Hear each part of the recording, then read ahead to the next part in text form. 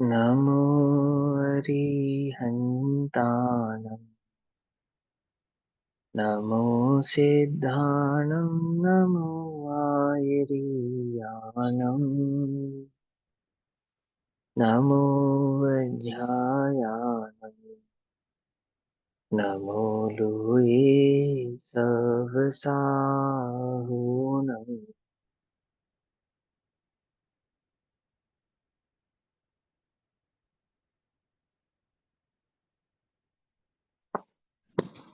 बोलो। मङ्गलं भगवान् वीरो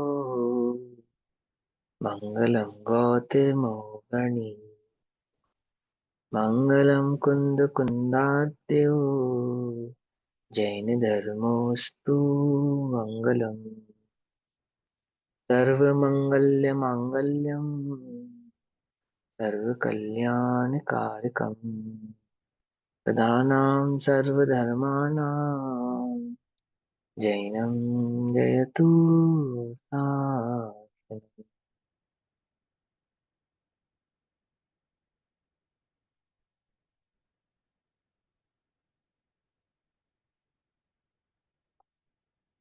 सर्वव्यापीकचिद्रूप स्वरूपाय परात्मने स्वोपलब्धिप्रसिद्धाय ज्ञानानन्दात्मने नमः।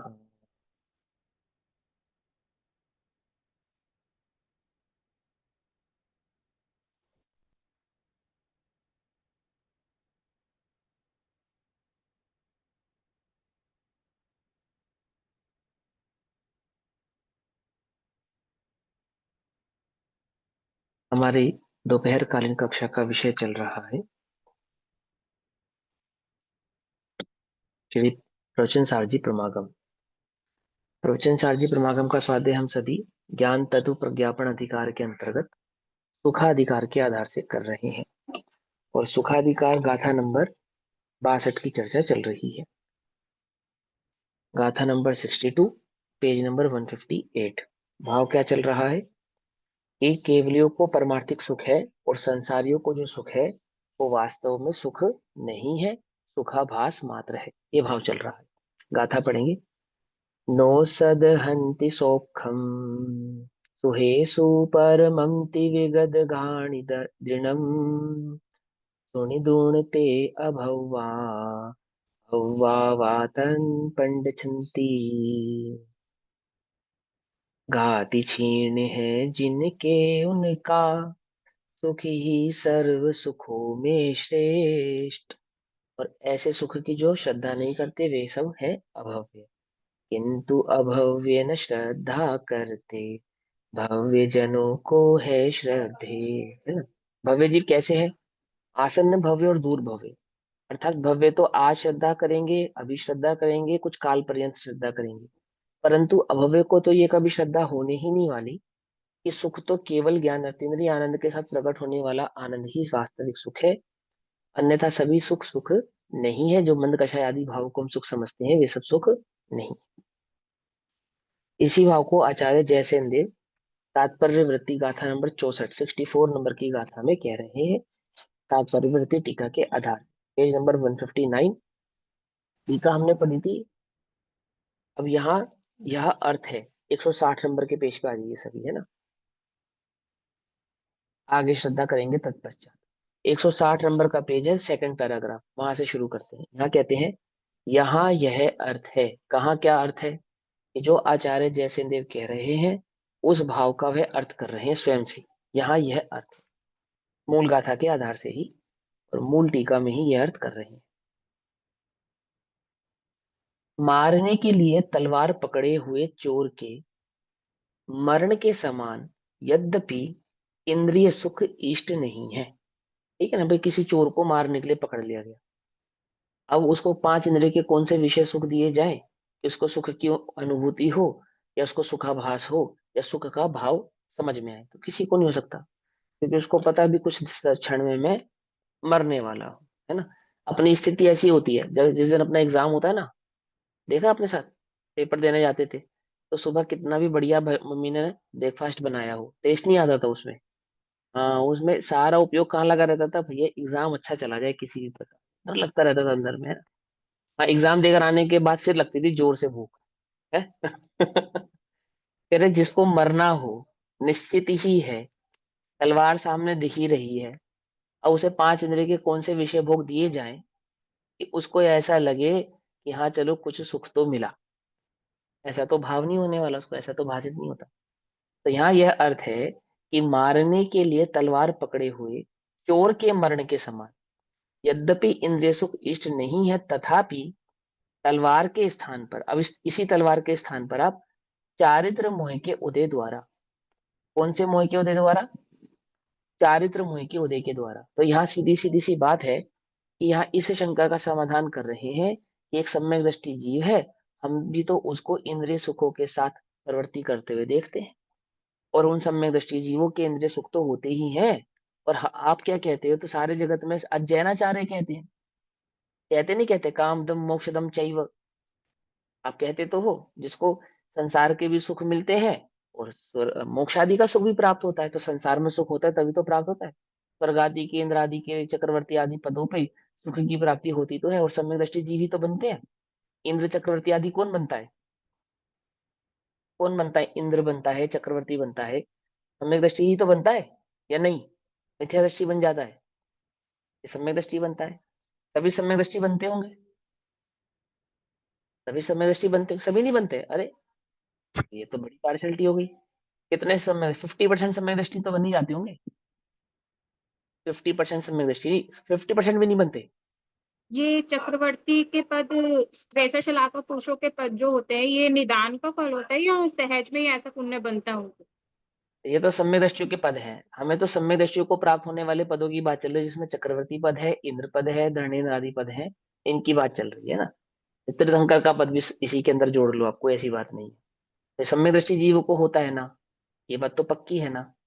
तो जो सम्यक दृष्टि जीव हैं, क्या वे सभी इन पदों को प्राप्त करते हैं या नहीं करते, सभी नहीं करते, 50% सम्यक दृष्टि तो कर ही लेते होंगे, क्यों, 50% भी नहीं करते, कितने परसेंट करते हैं सम्यक दृष्टि, कितने परसेंट सम्यक दृष्टि इन पदों को प्राप्त करते होंगे मालूम, बहुत रेयर चांसेस होते हैं ये तो। नहीं कुछ समझे, मैं लोग भी बताता हूँ। करते हैं।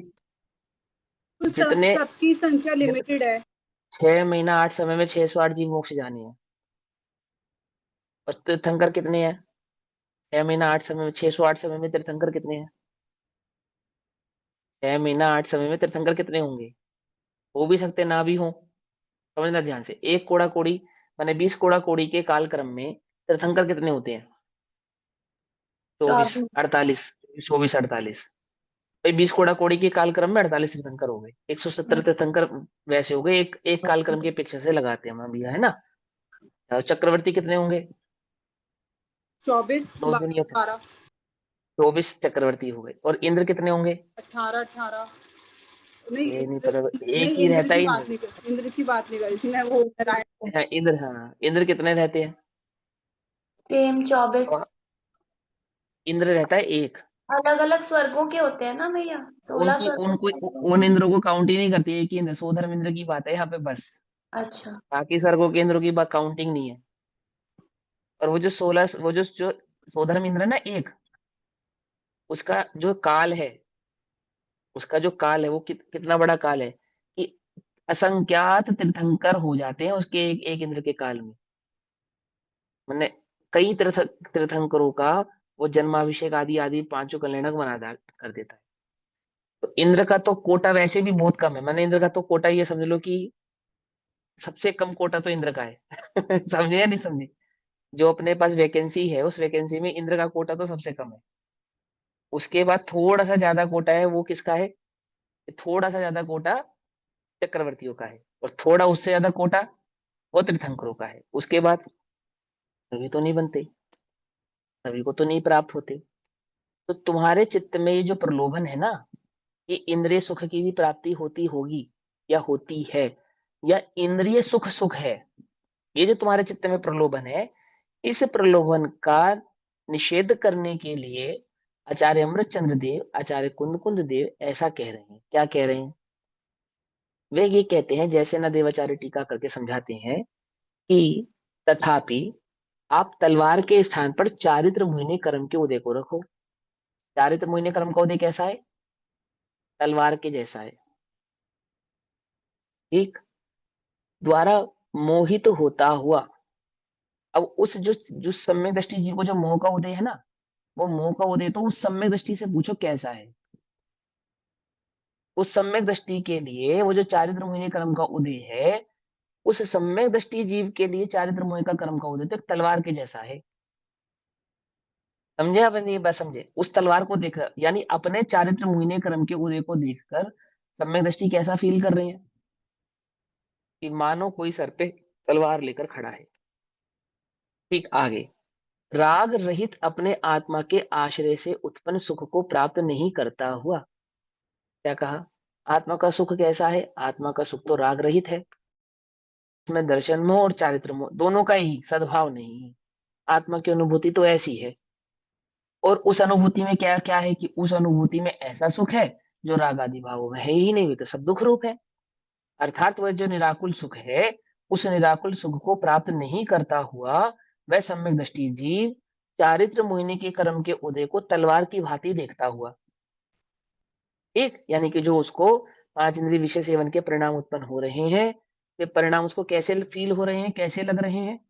उसको लग रहा है मानो कोई मेरे सर पे तलवार लेकर खड़ा है। और अंतरंग में जो सुख का सागर जो उसे भोगा था, जिसके बल पे वो चारित्र मोहिनी की बात चल रही है यहाँ पर, जिसके बल पे वो सम्यक दृष्टि हुआ है, चाहता तो वह उसे है, चाहता तो वह उस सुख को है, और प्रवृत्ति कहाँ हो रही है? कहाँ हो रही है? इंद्रिय सुख में। हाँ देखो, थोड़ा सा और समझाता हूँ, आगे की गाथा और स्पष्ट हो जाएंगी आपको। आगे गाथा इसी भाव को समझाने के लिए है। आप किसी के घर में गए और आपने देखा कि ब्रेकफास्ट करने के बाद उन्होंने एक डब्बा खोला और उस डब्बे में 50 तरह की गोलियां हैं। ठीक है ना? 5 गोली इतने समय खानी है, 5 इस समय खानी है, 10 इस समय खानी है ना? ऐसे इतनी गोलियां खानी है। तो वो देखकर, उन गोलियों को देखकर आपने क्या अंदाजा लगाया? वो लाल पीली हरी नीली काली गोलियां देखकर अनपढ़ आदमी हो, पढ़ा लिखा आदमी हो, कम पढ़ा लिखा आदमी हो, देखकर क्या उसको क्या समझ में आया? ये व्यक्ति बीमार है। ये व्यक्ति बीमार है, ये समझ में आया।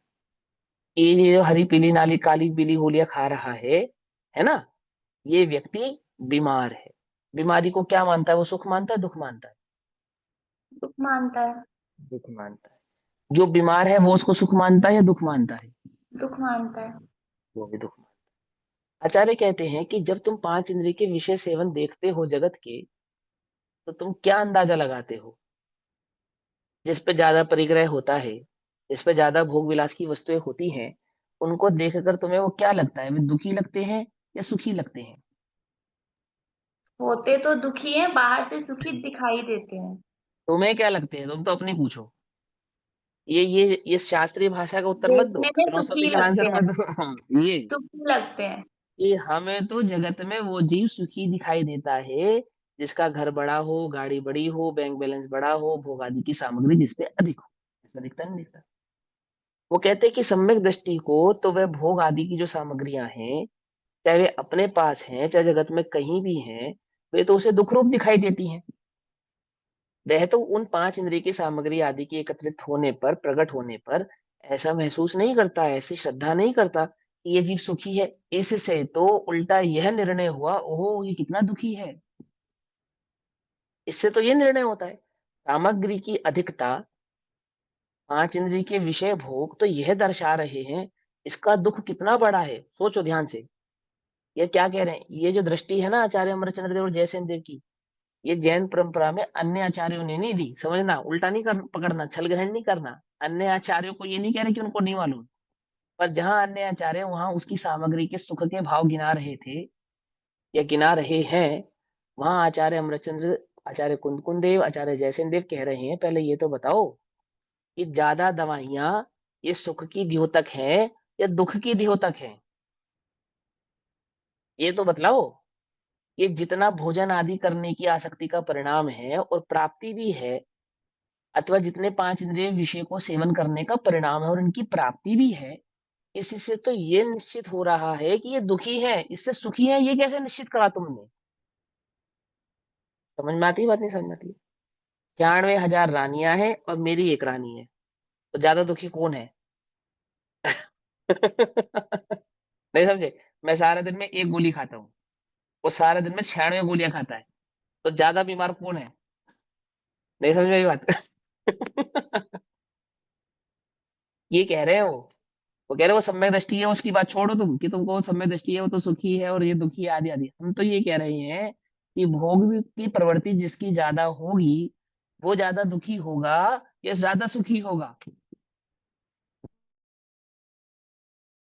अधिक भोग अधिक दुख के द्योतक है। पकड़ में ही बात, नहीं पकड़ में? तुम ये निर्णय कैसे करते हो कि वह सुखी है? क्यों? क्योंकि उसकी सामग्री अधिक है। तो ये तो दुख का लक्षण है। जैसे रोगी औषधि ग्रहण करता है, औषध है ना, ये पांच इंद्रिय के विषय सेवन क्या है, वो बोले तो औषधि है। और औषधि तो बीमारी का लक्षण दर्शाती है। पकड़ में ही बात, नहीं पकड़ में? उसकी आवश्यकता क्यों पड़ रही है उसे? एक जगह दिगंबर मुनिराज है, क्या है उनके पास? पांच इंद्रिय के विषय सेवनों में से कौन सी सामग्री उनके पास? उस अपेक्षा से तो वे सबसे ज्यादा दुखी हो गए। उनको तो तुम दुख की दृष्टि से देखते होंगे, क्योंकि उनके पास तो पांच इंद्रिय में से कोई सी भी विषय नहीं है और किसी का भी सेवन नहीं है। फिर वे सुखी हैं या वो जो पांच इंद्रिय के विषय सेवन कर रहे हैं वे सुखी हैं? धर्म का फल, ये समझाएंगे आपको, ध्यान से समझना।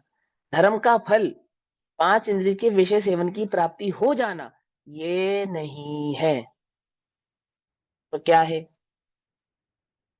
तो क्या है? बोले वो जो अतीन्द्रिय आनंद है ना, जिसमें पांच इंद्रिय के विषय सेवन की इच्छा नहीं है, वो है। वो जो सम्यक दृष्टि है, जिसको वो अतीन्द्रिय आनंद प्रकट हुआ और उस अतीन्द्रिय आनंद के सुख का उसने वेदन किया। वेदन करने के पश्चात वो जो चारित्र मोहिनी क्रम का उदय आया, वह तो उसे ऐसा जान पड़ता है मानो कोई सर पे तलवार लेकर खड़ा हो। समझे या नहीं समझे? भैया मिथ्या दृष्टि, ये हाँ। किस विवक्षा से कह रहे हैं? जैसे एक तरफ तो हम ये कहते हैं कि सम्यक दृष्टि के जो भोग होते हैं वो उसको भोगते हैं कर्मों का उदय समझकर। अरे वो तो समझाने की मलिच्छ भाषा है। ये आर्य भाषा पढ़ो ना, यहाँ पर वही तो समझा रहे हैं। अन्य आचार्यों ने क्या कहा, और जैन आचार्य कुंद कुंद देव की परंपरा में क्या बात आई, वही तो समझा रहे हैं। और क्या समझा रहे हैं? कि वो कर्म का उदय समझ के भोगते हैं, वो ऐसी स्थिति से वो चोर, अब उसको पता है कि मरना ही है। समझे या नहीं समझे? क्या करे, कहाँ भागे, कहाँ जाए? कुछ बात समझे नहीं? अब तो तलवार गिरेगी सर पे, गर्दन अलग होगी ही होगी। वो जैसा दुख है उसको, ऐसा उन सम्यक दृष्टियों को पांच इंद्रिय के विषय सेवन करते समय दुख है ये। अब मैं ये समझाना चाहता हूँ कि हम जो ये छल ग्रहण करते हैं, ये अरे सम्यक दृष्टियों के भी तो विषय भोग होते हैं। तो सबसे पहले तो कितने सम्यक दृष्टियों के होते हैं? वो कितने सम्यक दृष्टि हैं जिनको आप उंगलियों पे काउंट करके ये बतलाओगे कि इनके इतने इतने सुख देखे जाते हैं या होते हैं? पहली बात ये। दूसरी बात, होते भी हैं तो क्या वे उन्हें सुखकर भाषित होते हैं? तुझे तो वे सुखकर लगते हैं। तू तो उन्हें अपने पुण्य का उदय, कर्म का उदय आदि जाने किन किन का उदय मानकर भोगता है। और ये छल ग्रहण करता है कि देखो चक्रवर्ती भी तो भोग रहा है, इंद्र भी तो भोग रहा है, अन्य अन्य भी तो भोग रहे हैं, तीर्थंकर भी तो भोग रहे हैं, मैंने भोग लिया तो क्या हुआ? क्या वे भोग तुझे उन सम्यक दृष्टियों के जैसे तलवार की भांति लगते हैं? अपने से पूछ। यहाँ तो स्पष्ट कह रहे हैं, देखो क्या कहते हैं। चारित्र मोह के उदय द्वारा मोहित होता हुआ, अर्थात वो जो चारित्र मोह का उदय आया ना, और उस चारित्र मोह के तीव्र उदय में क्या हुआ कि अब परिणाम शुद्धोपयोग रूप नहीं रहा। यानी आत्मानुभूति का जो परिणाम था, आत्मस्थिरता का जो परिणाम था, वो अस्थिर भाव वाला हो गया। तो क्या लिखा उन्होंने? राग रहित जो अपने आत्मा के आश्रय से उत्पन्न हो रहा है, ऐसा वह जो सुख है अब वह उसको प्राप्त नहीं कर पा रहा। ये लिखा है ना? मैंने आपकी भाषा में इसको बोला। ठीक, आगे क्या कहते हैं? सराग सम्यक दृष्टि। सराग सम्यक दृष्टि किसको कहते हैं? चौथे और पांचवें गुण स्थान वाले सम्यक दृष्टियों को सराग सम्यक दृष्टि कहते हैं। ठीक है, चौथे को भी कहते हैं और पांचवें वाले को भी कहते हैं। सराग सम्यक दृष्टि अपनी निंदा करने रूप। किसकी निंदा करने रूप? अपनी निंदा करने रूप। अरे अपने को भगवान जानता है, वो तो निंदा क्यों करेगा अपनी? निंदा क्यों करेगा? वो तो अखंड अविनाशी एक सुख चैतन्य भगवान आत्मा नहीं है सिद्ध समान। अपनी निंदा करना तो पाप है। पंच इंद्रियों के विषयों की निंदा करता है। समझा नहीं समझे? अभी भी नहीं समझे? पांच इंद्रिय के विषयों की निंदा नहीं करता वो, अपनी निंदा करता है कि मैली है ये मेरी परिणति कि मैं पांच इंद्रिय विषय भोगों में आसक्त हूं। तो हमारा भेद विज्ञान कैसा है? हमारा भेद विज्ञान कैसा है कि वो तो चारित्र महीने कर्म का उदय है, और मैं तो अकर्ता हूं, ज्ञाता हूं। क्रोध के काल में क्रोध का ज्ञाता हूं। क्रोध हो गया, मैंने नहीं किया। अब शब्द कहे गए, हो गए, मैंने थोड़ी कहे। किसने कहे? बोलो, उनका कर्ता मैं थोड़ी था। जो पांच इंद्रिय के विषय सेवन की प्रवृत्ति हो रही है, इसका कर्ता जीव है या नहीं है? मैं हूं या नहीं हूं? कि मैं तो इनका ज्ञाता हूं। ज्ञाता हूं, और मैं कौन हूं? कि मैं तो एक शुद्ध बुद्ध अविनाशी भगवान आत्मा हूं, अकर्ता हूं। ये पांच इंद्रिय के विषय सेवन तो मैं ज्ञाता दृष्टापने से सिर्फ जानता हूं और देखता हूं, भोगता नहीं हूं। कितना वीतरागी है ना, है ना? कितना बढ़िया वीतरागी है। देखो, इससे बढ़िया वीतरागी कहाँ मिलेगा? यहाँ क्या कहते हैं कि वो जो सराग सम्यक दृष्टि है, अर्थात जिसको वह आत्म उपलब्धि हुई है, जिसने उस आत्मा के सुख को चखा है, उस आत्मा के सुख का वेदन किया है, वह जो सम्यक दृष्टि है, वह सम्यक दृष्टि अपनी निंदा करने रूप परिणमन करने वाला, अर्थात जो अपनी निंदा का कारण है, ऐसी जो परिणति हुई है। कैसी परिणति हुई? अपनी निंदा के कारण रूप परिणति है। वो जो पांच इंद्रिय के विषय सेवन की परिणति हुई, कैसी है? निंदनीय है। निंदनीय है। क्या है? क्या है? अपने अपने सब निंदनीय है। भाषित होती है अपने को निंदनीय कि अपने अपन ज्ञाता दृष्टा उसके उद्गल का परिणमन है वो। रात्रि भोजन तो हम करते नहीं भैया, बहुत बढ़िया बात, इतना क्या तो शाबाश। परंतु जो दिवा भोजन है, दिन में भोजन करते हो, वो कैसा है? वो तो मेरा हक है, वो तो करने योग्य है, वो तो करना ही चाहिए। और उसके करने का कहाँ निषेध है, अथवा उसको करने में क्या पाप है? मैं तो सबसे छोटी सी सिली भोजन, पांचों इंद्रिय गिनाने लगूंगा तो छोड़ो, क्या क्या समझाऊंगा तुमको। तो लगता है अपने को वो निंदनीय है? अपने को तो नहीं लगता। मुनिराज को एक समय का जो भोजन होता है ना, एक समय का कर पात्र पे, निर्दोष, तो वे उसका भी प्रायश्चित लेते हैं। निर्दोष भोजन का भी, निरंतराय निर्दोष भोजन का कर पात्र पे जो वे आहार करते हैं, वो उसका भी प्रायश्चित लेते हैं। क्यों? पाप किया उन्होंने आहार करके। आहार कौन सी ग्रंथ में लिखा है कि आहार करना पाप है? प्रायश्चित तो पाप होगा, होता है। आहार का कौन सा प्रायश्चित होता है? एक जगह से दूसरी जगह जाना, इसका कैसा प्रायश्चित? अब एक जगह ठहरेंगे, उसको तो आप कहते हो मुनिराज एक जगह नहीं ठहर सकते। हम गमन करते हैं तो उसका भी प्रायश्चित कराते हैं। क्यों? गमन करें या नहीं करें, ऐसा काम ही क्यों करें कि प्रायश्चित करना पड़े? तो गमन करना चाहिए नहीं करना चाहिए? बोलो। अब मूल गुणों की अपेक्षा से उनको एक स्थान पर रहना भी नहीं, 3 दिन 7 दिन 1 महीना 4 महीना से अधिक गमन करना अनिवार्य है। और गमन करने पर क्या करो? प्रायश्चित भी करो। आशीष देना। प्रायश्चित भी करो। कुछ बात समझ में आती है नहीं समझ में आती है? वो कहते हैं प्रायश्चित इस चीज का है, ये जो पांच इंद्रिय के विषयों की परिणति हुई, ये जो देह में परिणति हुई, देह की जो प्रवृत्ति हुई, ये प्रवृत्ति करने योग्य नहीं है। जब हमें मालूम चल गया मैं कौन हूं, हमने उसका आनंद भी ले लिया, हमने उस सुख के सागर को भी जान गए, तो भी उसमें स्थिर क्यों नहीं रह पाते? ये है। इसी इसी भाव को आचार्य कुंद कुंदेव ने क्या कहा? विषकुंभ और अमृत कुंभ। क्या है विषकुंभ? तुम्हें उस अमृत की खबर है, हाँ है, स्थिर नहीं हो, यह विषकुंभ है। पकड़ में ही बात नहीं पकड़ में? तुम स्थिर नहीं हो, ये तुम्हारा विषकुंभ है। तुम स्थिर रहो ना, वो अमृत कुंभ है ना। ना कि ये अर्थ है कि ना प्रायश्चित करो, ना प्रतिक्रमण करो, ना आलोचना करो, ये सब करने की आवश्यकता ही नहीं है, ये थोड़ी अर्थ है उसका। समझ में ही बात नहीं समझ में? क्या कहते हैं? अपनी निंदा करने रूप परिणमन करने वाला हे रूप से उन्हें अनुभव करता है। तो पांच इंद्रिय के विषयों को कैसा अनुभव करता है? पहला, अपनी निंदा है ऐसा अनुभव करता है। दूसरा, इसमें जो प्रवृत्ति कर रहा हूं ना, ये करने योग्य नहीं, छोड़ने योग्य है। छोड़ने योग्य है। ऐसा अनुभव करता है। समझे या नहीं समझे? हम कैसा अनुभव करते हैं? छोड़ने योग्य है या होने योग्य है? क्या है बताओ? 5 इंद्रिय के विषय हमारे छोड़ने योग्य हैं या होने योग्य हैं? बोलो, क्या कहती है तुम्हारी स्टडी, तुम्हारी शार्प स्टडी? कि भैया वो तो गुण स्थान प्रमाण होने योग्य है। थवा युग थवाए छह, क्यों ऐसा ही है ना? तो थवा युग थवाए छह का अर्थ क्या है, वो किस भाव से कहा जाता है, उस भाव को नहीं समझने वाला ये क्या ग्रहण करता है? वह सम्यक दृष्टि अपनी निंदा करने रूप, परिणमन करने वाला हे रूप से उन्हें अनुभव करता है।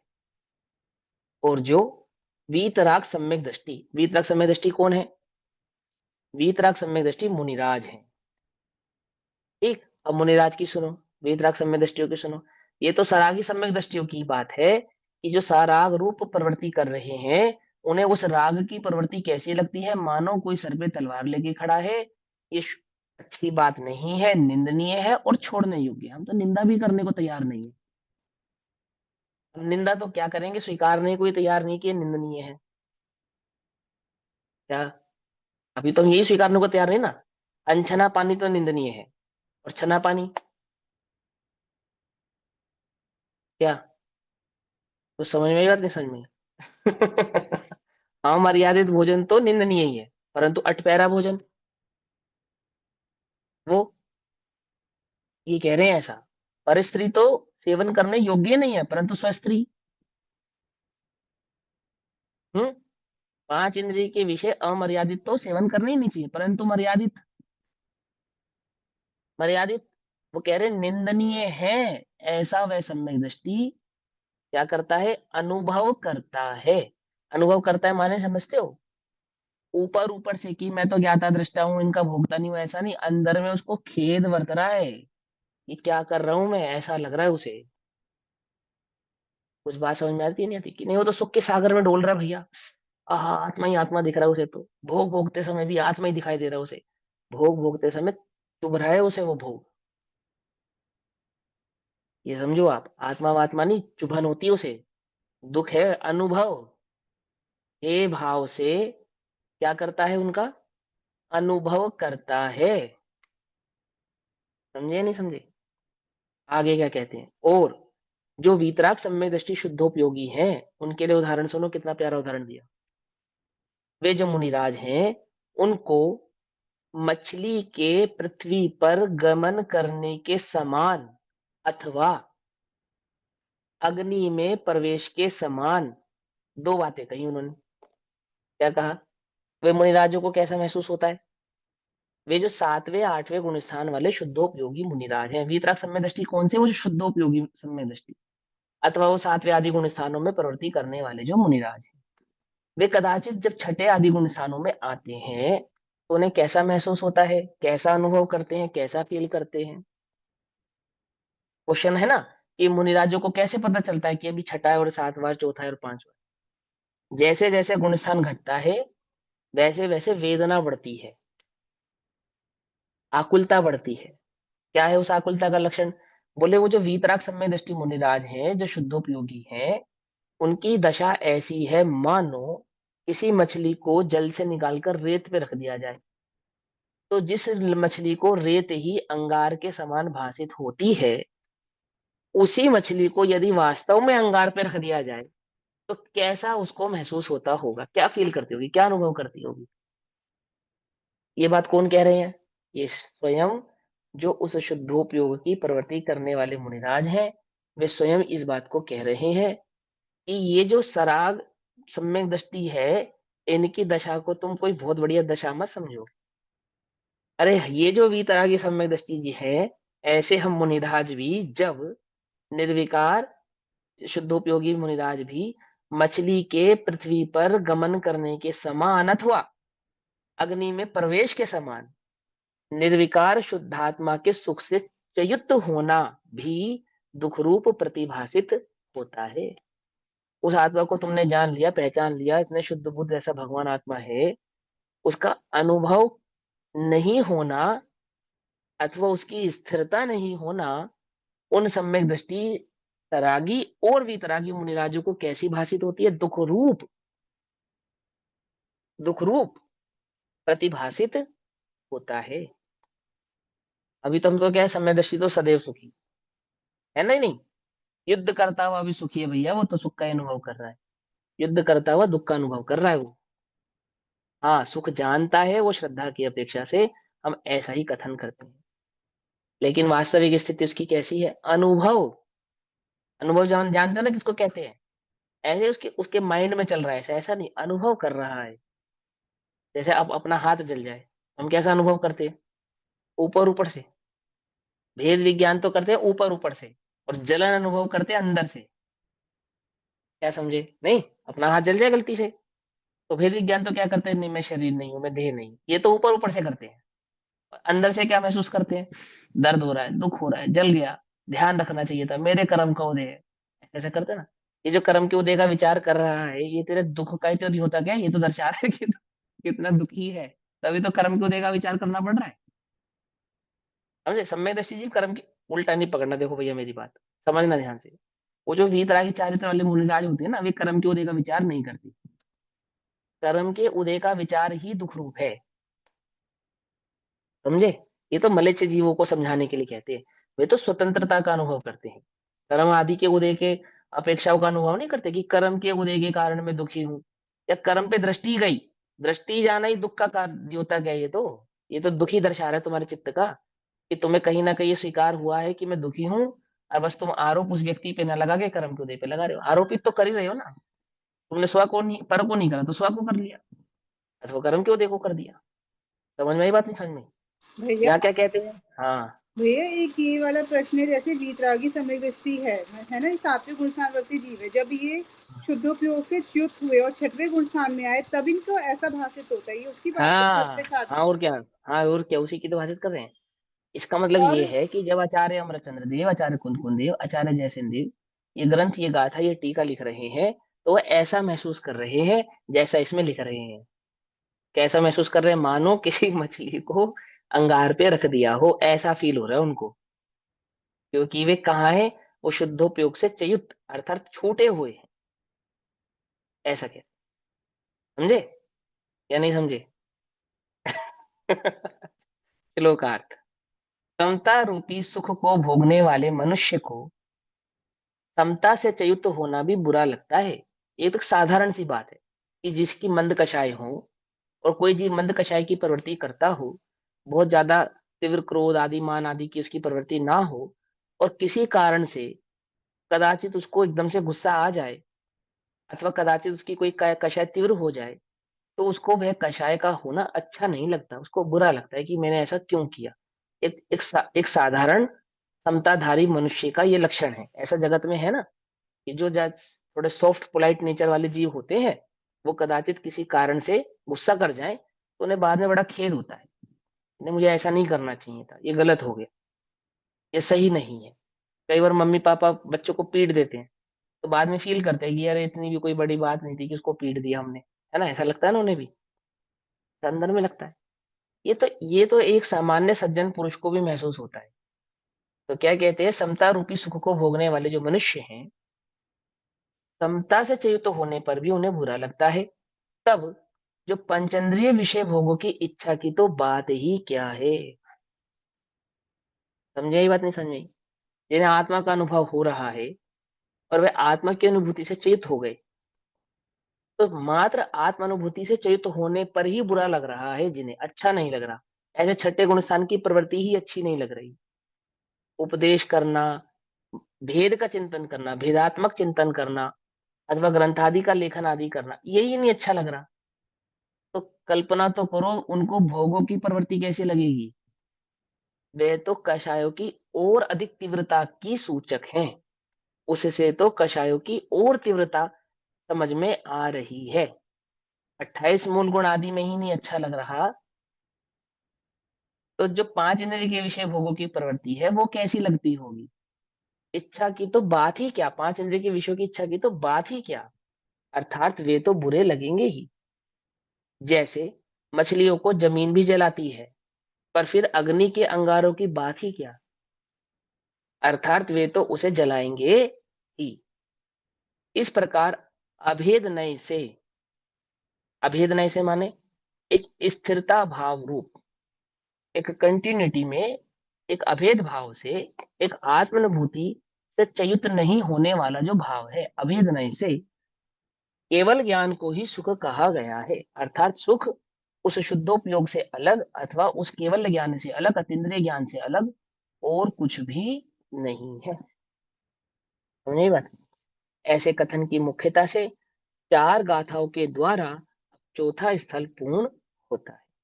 चौथा स्थल पूर्ण करते समय जो बात समझाई ना, गाथा नंबर 62, ये बहुत समझने वाली गाथा है, खास करके उन जीवों के लिए जिनको ये भ्रम है कि सम्यक दृष्टि भी भोग भोगता है और वह उन भोगों में आनंदित होता होगा या आनंदित होता है। कर्म की निर्जरा है आदि आदि। कर्म की निर्जरा इसीलिए है उसकी क्योंकि उसको दुख रूप है।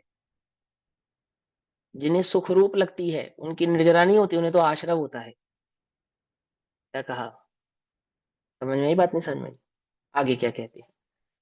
160 नंबर पे 63 नंबर का श्लोक। अभी तो ये भाव और चलेगा, गाथा पूर्ण हो गई इस स्थल पर अभी तो और ये समझाएंगे आपको कि उस सम्यक दृष्टि का भोगों के प्रति परिणाम कैसा है और होना कैसा चाहिए।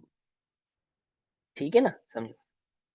अब परोक्ष ज्ञान वालों के अपरमार्थिक इंद्रिय सुख का विचार करते हैं। अभी तो हमने तुम्हें सम्यक दृष्टि की बात समझाई कि उन्हें क्या महसूस होता है, क्या फील होता है।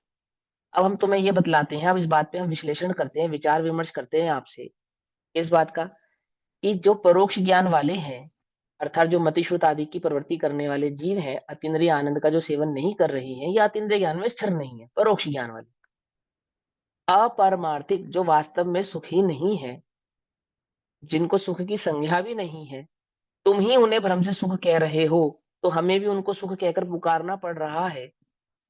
पकड़ में ही बात? नहीं पकड़ में ही? है ना? सुख रूप, अपरमार्थिक रूप इंद्रिय सुख का विचार करते हैं।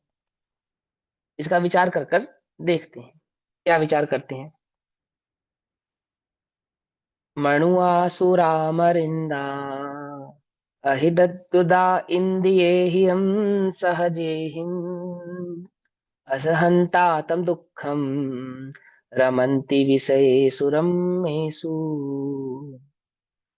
सुरपति असुर नरेंद्र सभी पीड़ित हैं सहज इंद्रियों से।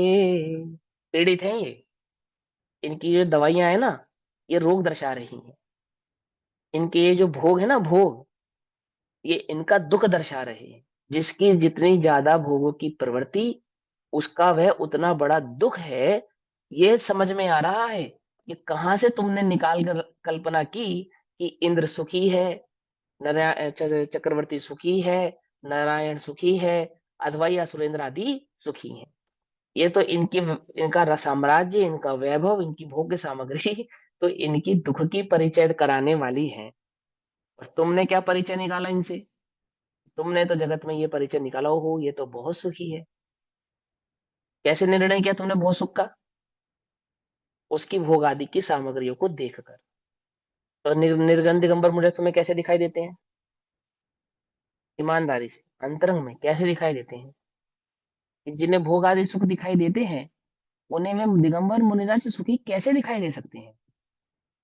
वे झूठ झूठ तो कह सकते हैं कि दिगंबर मुनिराज सुखी है, वो देखा देखी तो कह सकते हैं कि दिगंबर मुनिराज सुखी है, वे ऊपर ऊपर से तो कह सकते हैं कि अहो महाराज आप तो बहुत सुखी हो।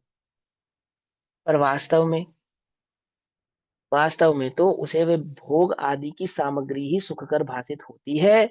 वे मुनिराजों की समता, उनका वो शुद्धोपयोग, उनकी वह स्थिरता, वह सुखरूप भासित उस जीव को हो सकती नहीं है, होती नहीं है। मिथ्या दृष्टि झूठ झूठ कहता है सब। बावला है ना वो, मोह महामद पियो अनादि, नशे में कह रहा है कुछ भी कह रहा है। जैसे हम नशे में अभी तक क्या कहते आए हैं, इंद्रियों में सुख है, ऐसे ही अब हम नशे में क्या कह रहे हैं? क्या कह रहे हैं मालूम? इंद्रियों में सुख नहीं है। सीधी सी बात। एक आतंकवादी को तुम धतूरा खिलाकर बुलवा लो, वो बोल देगा भारत माता की जय। उसमें क्या दिक्कत है? तुम्हें क्या लगता है नहीं बोलेगा? समझे बात? नहीं समझ में आई बात? है ना? बोल देगा, उसमें क्या है? उसमें क्या आपत्ति है? बोल सकता है। ऐसे ये मिथ्या दृष्टि मोह के नशे में है। अगर ये कह भी रहा है क्या कि मैं आत्मा हूं, मैं शुद्ध हूं, मैं बुद्ध हूं, इंद्रियों में सुख नहीं है, तो इसकी बात का भरोसा नहीं करना। इसका ये कहना कि दिगंबर मुनिराज सुखी हैं और भोग आदि की प्रवृत्ति करने वाले जीव दुखी हैं, ये सरासर झूठी बात है। अंतरंग से पूछो उसको क्या भाषित होता है सुख और दुख के भेद में, उसने किसको सुखी और किसको दुखी स्वीकार किया है। समझे या नहीं समझे? ये किसी अन्य की बात नहीं है, ऐसा नशा हमने स्वयं ने किया है। ठीक, सड़क पे निकलते हैं, ऊंचा मकान देख के क्या लगता है, बढ़िया गाड़ी देख के क्या लगता है, दोनों सुंदर देह देखते, किसी की मजबूत देह देखते तो क्या लगता है, धन आदि उसका ऐश्वर्य, उसकी शोहरत, यश आदि देखकर तुम्हें क्या लगता है, क्या लगता है बोलो। समझो, वो जो इंद्र, वो जो चक्रवर्ती है ना, समोषण में गया और श्रावकों की सभा में कितनी सहजता से बैठ गया कि भैया मिथ्या दृष्टि को भी हमने ऐसे बैठते हुए देखा है। मान कषाय है वो उसकी, मालूम कि नहीं नहीं भैया ये तो बड़े बस सज्जन है। तो हम तुम्हें क्या समझाएं मान के रूप कैसे कैसे हैं। वो कहते हैं वो जो आत्मा को नहीं जानता, उसने जो इसने आत्मा का आनंद नहीं लिया, वो सुख के भेद को पहचानता नहीं है। वो कैसे पता चलेगा कि अतीन्द्रिय सुख के नाम की कोई चीज है और ये विषय आदि है, ये दुख है, ये निर्णय कैसे होगा जिसने कभी शक्कर चखी नहीं। वो कैसे के जान सकता है कि जगत में मिठास नाम की भी कोई वस्तु है,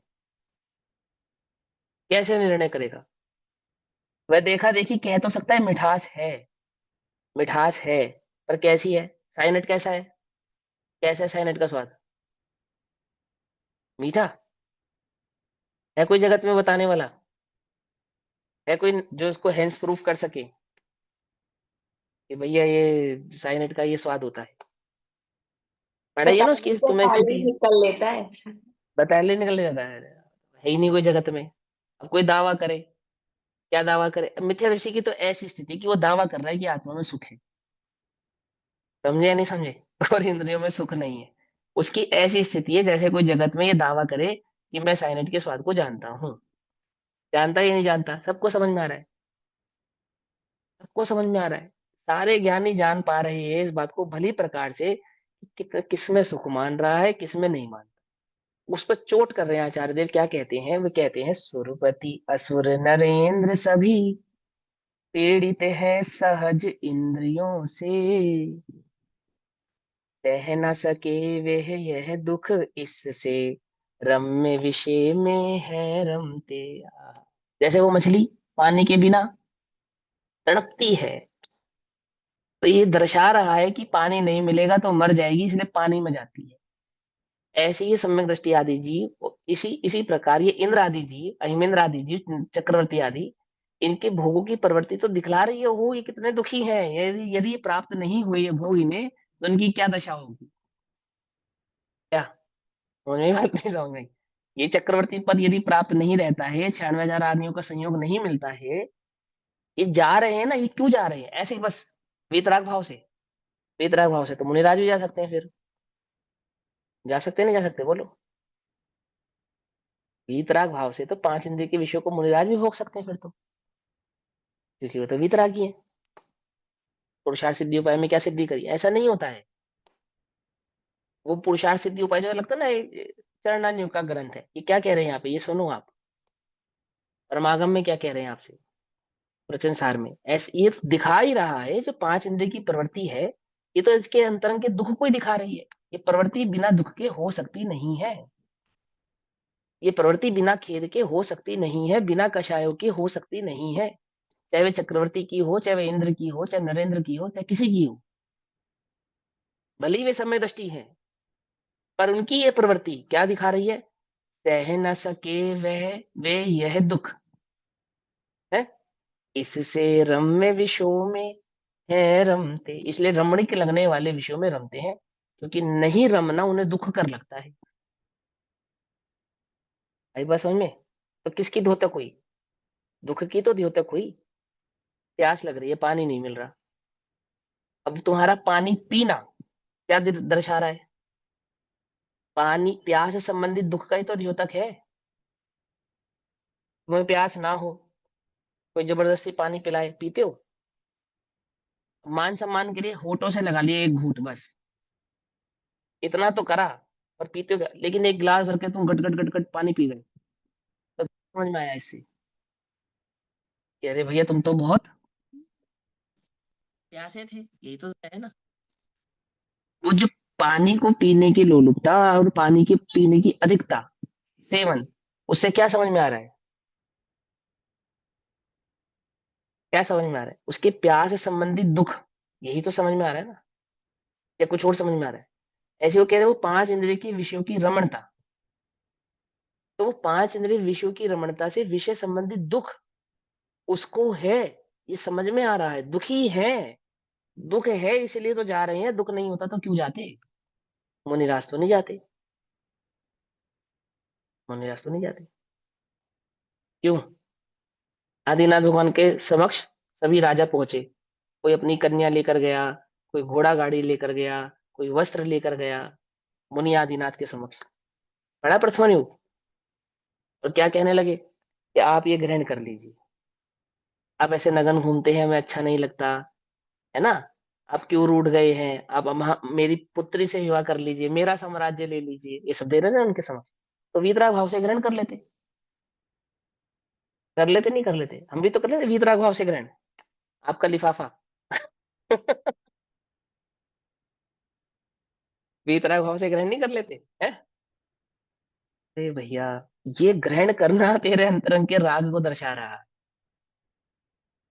समझ में आई बात, नहीं समझ में आई बात? कि हमने वीतराग भाव से ग्रहण कर लिया, कर लिया नहीं कर लिया?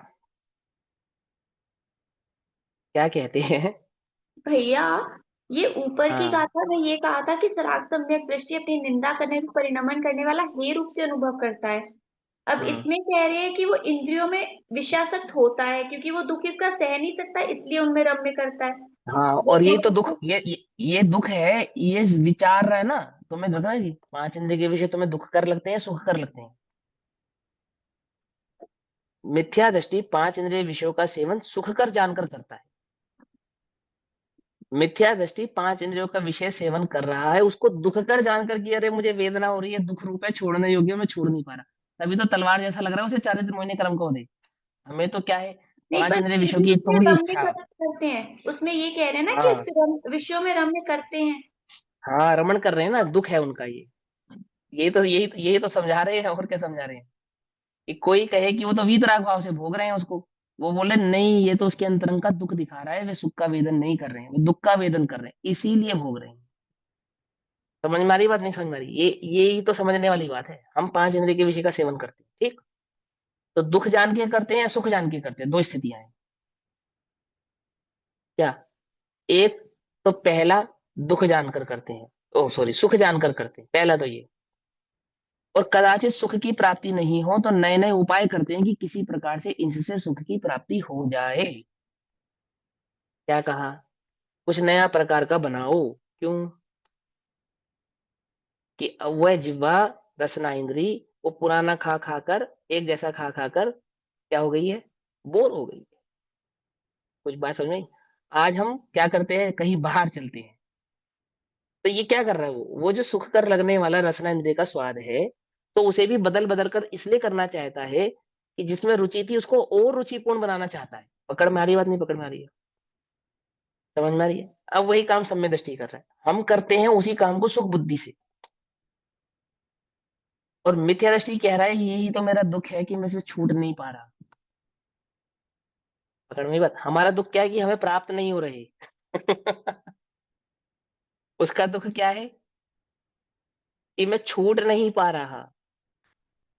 हमारा तो ये भी दुख है कि इच्छा नहीं हो रही, डॉक्टर साहब कोई ऐसी दवाई दो कि भूख बढ़े। क्या कहा? कुछ बात समझ में ही नहीं आई? हम तो ये भी चाहते हैं इच्छा भी बढ़े और शक्ति भी बढ़े, पांचों इंद्रियों के संदर्भ में ऐसा, कोई एक इंद्रिय के संदर्भ में थोड़ी है। पांचों ही इंद्रियों की इच्छा भी बढ़ाना चाहते हैं, शक्ति भी बढ़ाना चाहते हैं, और उसका भोग भी बढ़ाना चाहते हैं। और वो कह रहे हैं कि वो जो जो उसको इच्छा हो रही है और इच्छा के अनुसार जो प्रवृत्ति हो रही है, दो चीजें हो रही है ना, उस दृष्टि को तो वह दुख रूप है, दुख भाव से ही वह उनमें रमण करता है, वह दुखी है, दुखी है। यह तो उसके दुख की ही सूचक है, दुख की ही परिचायक है। सम्यक दृष्टि हो चाहे मिथ्या दृष्टि हो, परिचायक तो दोनों के ही, ये दुख की ही है, इससे परिचय तो दुख का ही हो रहा। कि कोई सुखी पुखी नहीं है वे तो जो भोग को भोगने में लगे हैं, उनके अंतरंग दुख को दर्शाने वाला है, ये कह रहे हैं। क्योंकि सम्यक दृष्टि की अपेक्षा से क्यों कह रहे हैं? तो वो तो ये समझा रहे हैं कि सम्यक दृष्टि कोई दुख कर है। सम्यक दृष्टि मिथ्या दृष्टि को कैसे सुख कर हो सकते हैं, लेकिन बुद्धि कैसी है उसकी? महा मोह महामद पियो अनादि, वही बात है ना। मोह के कारण जो सुख कर लग रहा है वे तो दुख रूप है, वे भोगों की इच्छा, भोगों की प्रवृत्ति। बोले वो तो दुख है, इन्हें जगत में सुख कैसे कह सकते हो आप? जगत के सुखों की लिस्ट में किनको रखा आपने? जगत के सुखों की लिस्ट में किसको रखा आपने? वो इंद्र नरेंद्र आदि के पदों को ही तो रखा ना, उन्हीं को तो रखा ना, क्योंकि वहां पर भोगों की बहुता है, यानी अधिकता है। तो चक्रवर्ती की संपदा, इंद्र सारी की संपदा, चक्रवर्ती के भोग। इस संपदाओं में सबसे अधिक संपदा किसकी है? इंद्रों की है। भोगों में सर्वाधिक भोग किसके हैं? कि चक्रवर्ती के हैं। ऐसा ही है ना। तो क्या कहते हैं? मनुष्येंद्र यानी कि चक्रवर्ती, असुरेंद्र और सुरेंद्र, अर्थात देव असुर जाति आदि के जो इंद्र आदि होते हैं, स्वाभाविक स्वभावतः ही उनको परोक्ष ज्ञान है, सीधी सी बात है। क्योंकि अतीन्द्रिय ज्ञानी तो, केवल ज्ञानी तो अनंत भगवान है। परोक्ष ज्ञान वाले को जो स्वाभाविक है ऐसी इंद्रियों से, अब उनको जो इंद्रियों की प्रवृत्ति है और इंद्रियों के भोगों की प्राप्ति है, उनकी स्वाभाविक है। माने उस पद में वह शक्ति और वह प्राप्ति दोनों स्वाभाविक रूप से हो जाती है। तुम्हें तो खाने कमाने की चिंता करनी पड़ती है ना, क्यों?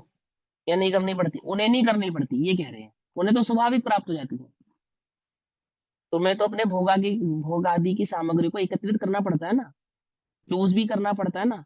ये जो थोड़े से हैं पैसे, इन्हें कैसे खर्च करूं, किन पे खर्च करूं? इसका भोग नहीं कर पाऊंगा तो ये रह जाएगा, ये रह जाएगा तो वो रह जाएगा, ऐसा करना पड़ता है ना। पूरा एक मैनेजमेंट डिसाइड करना पड़ता है ना। तो कह रहे हो उसको तो वो सहज ही प्राप्त है, उसको तो ये सब कुछ करने की आवश्यकता ही नहीं है कि उसको चूज करना पड़े कि ये चूज करता हूँ ये नहीं, और ऐसा ऐसा। और कोई सामग्री कम पड़ जाए तो वैसा भी नहीं है उसके साथ। इच्छा कम हो जाए तो ऐसा भी नहीं है, शक्ति कम हो जाए तो ऐसा भी नहीं है।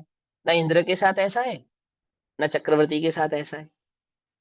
जितनी सामग्री जितने निश्चित समय तक प्राप्त होनी है, बिना बिना कल्प संकल्प किए प्राप्त होती है, नहीं होती है? होती है। सहज ही हो गया ऐसा।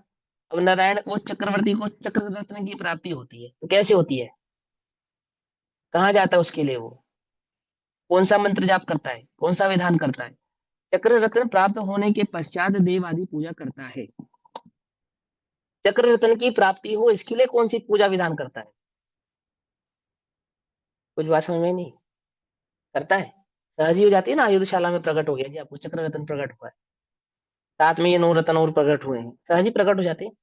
कोई विशेष उद्यम तो नहीं करना पड़ता, स्वर्ग के देवताओं को भी नहीं करना पड़ता। वो क्या कहते हैं? परोक्ष ज्ञान वाले को जो स्वाभाविक है ऐसी इंद्रियों से, अब उनसे इंद्रियां भी प्राप्त हुई, इंद्रियों के विषय भी प्राप्त हुए, विषयों के सुख भी प्राप्त हुए, सहज ही प्राप्त हुए। और परोक्ष ज्ञान तो इंद्रिय ज्ञान है, ये तो सहज ही बात है, इसको भी आपको सिद्ध करने की आवश्यकता नहीं है। पीड़ित वर्तते हुए उस दुख को सहन ना कर सकने से रम्य विषयों में रमण करते हैं। उन जो सहज ही उनको इंद्रियां प्राप्त नहीं है, और सहज इंद्रियों के साथ जो इंद्रिय के विषय आदि भोग आदि प्राप्त हुए हैं, वहां वो इंद्रिय का दुख, परोक्ष ज्ञान की जो परिणति इंद्रिय में प्रवृत्ति है, वो इंद्रिय की प्रवृत्ति दुख रूप है, और वह दुख उनसे सहन नहीं होता है, तो ही वो 5 इंद्रिय के विषय आदि में क्या करते हैं? प्रवृत्ति करते हैं। अन्यथा क्यों करेंगे? नहीं कर सकते। आगे क्या कहते हैं देखो, टीका करते हैं आचार्य अमरचंद्र देव, 161 नंबर का पेज, 63 नंबर की गाथा, 63 नंबर की गाथा पे 161 नंबर के पेज पे आचार्य अमरचंद्र देव कहते हैं, तत्व प्रदीपिका में तत्व को प्रकाशित करने वाली तत्व प्रदीपिका, ठीक है ना। तत्व के भाव को प्रकाशित करने वाली कौन है? वो तत्व जिसके भाव को प्रकाशित कर रही है, ये मैं तत्व, ये चैतन्य तत्व, इसके भाव को प्रकाशित करने वाली। ध्यान से समझो क्या कहते हैं? प्रत्यक्ष ज्ञान के अभाव के कारण अर्थात वो अतीन्द्रिय ज्ञान के अभाव के कारण, केवल ज्ञान के अभाव के कारण, क्योंकि सिद्ध क्या करना है कि वो केवल ज्ञान ही एकमात्र सुख है। क्यों? क्योंकि वहां वह केवल ज्ञान अनंत स्थिरता भाव के साथ प्रकट हुआ है, अनंत सुख के साथ भाव के साथ प्रकट हुआ है, वो केवल ज्ञान। प्रत्यक्ष ज्ञान के अभाव के कारण परोक्ष ज्ञान का आश्रय लेने वाले हम कौन है? हम किसका आश्रय ले रहे हैं? कि हमारे ज्ञान की जो प्रवृत्ति है परोक्ष ज्ञान की प्रवृत्ति है। और तुम अपनी बात कर रहे हो, अरे हम इंद्रों की बात कर रहे हैं, चक्रवर्तियों की बात कर रहे हैं, तुम्हारी तो कहाँ गिनती है उसके अंदर? कुछ बात समझ में नहीं आई? क्या कहा उन्होंने? आई बात समझ में? है ना? वो कह रहे अरे हम तो चक्रवर्ती तक के जीवों को ले रहे हैं, इंद्रों तक के ले रहे हैं, तुम तो कहाँ हो? समझे या नहीं समझ में आई बात? वे तो सम्यक दृष्टि भी है, उन्हें तो सारे भोग भी प्राप्त है, शक्ति भी प्राप्त है, सामर्थ्य भी प्राप्त है। तुम्हारे पास तो ना शक्ति है, ना सामर्थ्य है, ना भोग है, और सम्यक दर्शन की तो क्या कहा? खबर ही नहीं है। वे जिन्हें सम्यक दर्शन भी है, क्योंकि ये तो नियम से सिद्ध है। जो इंद्र होता है, जो चक्रवर्ती होता है, वो तो नियम से सम्यक दृष्टि ही होता है ना? तो परोक्ष ज्ञान का आश्रय लेने वाले उन प्राणियों को उसकी अर्थात परोक्ष ज्ञान की सामग्री रूप, तो परोक्ष ज्ञान की सामग्री क्या है? सबसे पहली सामग्री परोक्ष ज्ञान की इंद्रियां है। इंद्रियां हैं तो वो परोक्ष ज्ञान की द्योतक है, अर्थात वह ज्ञान जो इंद्रियों में प्रवृत्ति कर रहा है, ऐसा इनका कहना है। क्योंकि कोई कहे कि इंद्रिया तो अरिहंतों के भी है, तभी तो उन्हें साधे कहते हैं ना, अरिहंतों के है ना। तो इंद्रिया तो है, पर उनके ज्ञान की प्रवृत्ति इंद्रिय रूप नहीं है। यहाँ यहाँ कह रहे हैं वो परोक्ष ज्ञान प्रवृत्ति करेगा तो बिना इंद्रियों की प्रवृत्ति नहीं कर पाएगा। तो परोक्ष ज्ञान की प्रवृत्ति की सामग्री क्या हुई? कि परोक्ष ज्ञान की प्रवृत्ति की सामग्री हुई इंद्रियां। ठीक, तो सामग्री इंद्रियों के प्रति निज रस के स्वभाव से ही मैत्री प्रवर्तती है। क्या कहा? उनको सहज ही इंद्रियों की प्रवृत्ति में आनंद आता है, ऐसा कह रहे हैं। पकड़ वही बात नहीं पकड़ वही? क्या कहा? सहज ही उन परोक्ष ज्ञानियों को सहज ही वो जो इंद्रियां मिली है ना, उन इंद्रियों की प्रवृत्ति में उन्हें आनंद आता है। निज रस, अंतरंग से, अंदर से उन इंद्रियों की प्रवृत्ति में क्या आता है? स्वभाव से ही मैत्री प्रवर्तती है, प्रेम प्रवर्तता है। अर्थात ये मैं हूं, ये मेरी है, अथवा इनकी प्रवृत्ति मेरी है, ऐसा मैत्री भाव उन्हें प्रवर्तता है। किन्हें? उन परोक्ष ज्ञानियों को जिनका साधन इंद्रिय है, उनको सहज ही होता है ऐसा। फिर क्या होता है? उन इंद्रियों के प्रति मैत्री को उत्पन्न, को प्राप्त उन प्राणियों को, अर्थात वे जीव जिन्हें उन इंद्रियों से अर्थात उन शरीर आदि से मैत्री है, प्रेम भाव है, अपने को इस शरीर से मैत्री है या नहीं है? है या नहीं है? अपने से पूछो। तो कहते हैं कि परोक्ष ज्ञान की सहजी प्रवृत्ति है कि वो इंद्रियों में प्रवर्तता है। और इंद्रियों में कैसे प्रवर्तता है? मैत्री भाव से। मैं देखता हूँ, मैं सुनता हूँ, मैं अन्य अन्य इंद्रियों से अन्य अन्य प्रकार के विषयों का सेवन करता हूँ, ऐसी सहज ही उसको प्रवृत्ति होती है। ऐसा सहज ही उसको मैत्री भाव रहता है। आंख खराब होगी तो क्या होगा? अरे मैं देखूंगा कैसे?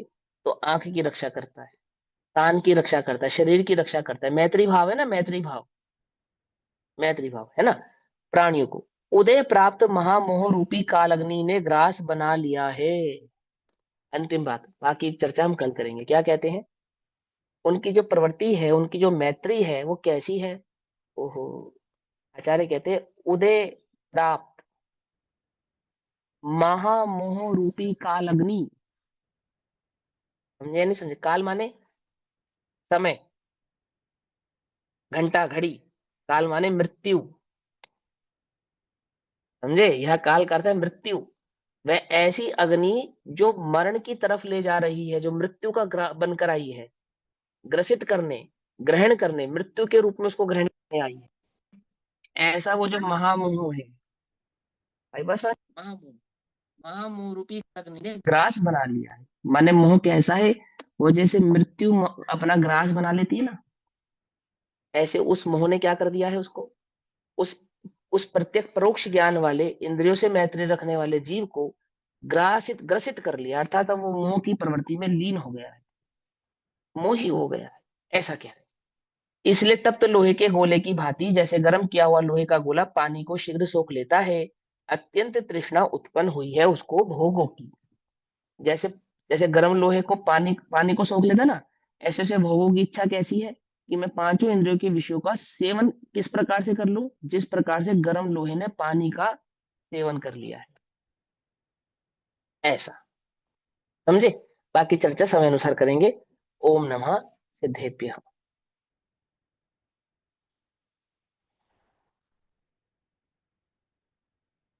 निज निधि निज में बताई यह अनंत उपकार, उसके लिए जिन वाणी माँ को वंदना शत बार। नमो